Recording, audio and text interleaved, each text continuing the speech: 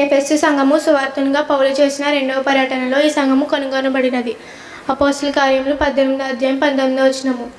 ఇచ్చట Apollo, Timothy మరియు అపోస్తలుడైన యోహాను కాపరులుగా ఉండవచ్చును. ఇచ్చట పౌలు అనేక అద్భుత కార్యములు చేసి సంఘాభివృద్ధిని చూచెను. అపోస్తలుల కార్యములు 19వ అధ్యాయం 11-47 వచనములు. ఈ సంఘమునకు కొత్త నిబంధనలో గల రచయితలు ఇద్దరు ఈ సంఘమునకు రాసిరి. పౌలకు పత్రిక రాసిన ఎఫెసు 1:1 మరియు యోహాను తన ప్రకటన గ్రంథంలో కొంత భాగం ఈ సంఘమునకు రాసెను. ప్రకటన గ్రంథము 2వ అధ్యాయం 1-7 వచనములు.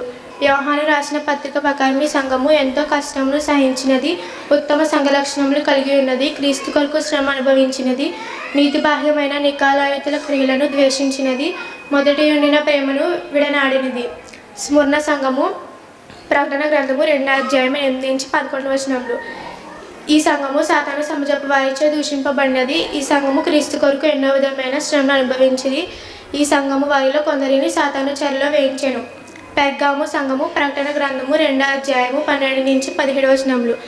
ఈ సంఘము క్రీస్తు కొరకు హతసాక్షులు గొగుటకు కూడా వెనుదీయలేదు. సాతానును ఆరాధించే వారి మధ్య ఈ సంఘ విశ్వాసులు కలరు. ఈ సంఘ విశ్వాసులు తమలో కొందరు జాగ్రత్తము చేసినను సహించిరి. తుయాతైర సంఘము ప్రకటన గ్రంథము 2వ అధ్యాయము 18-29 వచనములు. ఈ సంఘమునకు కొద్ది మంచి లక్షణములు కలవు, కానీ జాగ్రత్తము చేసినను పాపం కాదని బోధించుచున్న యెజబెలు ప్రవక్త్రి బోధనను ఈ సంఘ విశ్వాసులు అనుమతించిరి.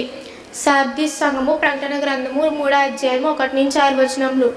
ఈ సంఘమునకు కొద్ది మంచి లక్షణములు కలవు, కానీ జాగ్రత్తము చేసినను సహించిరి. ఈ సంఘమునకు మిగిలి ఉన్న కొద్ది మనుషులు బలపడవలసిన అవసరము కలిగి ఉన్నది. ఫిలాదెల్ఫియా సంఘము ప్రకటన గ్రంథము 3వ అధ్యాయము 7-13 వచనములు.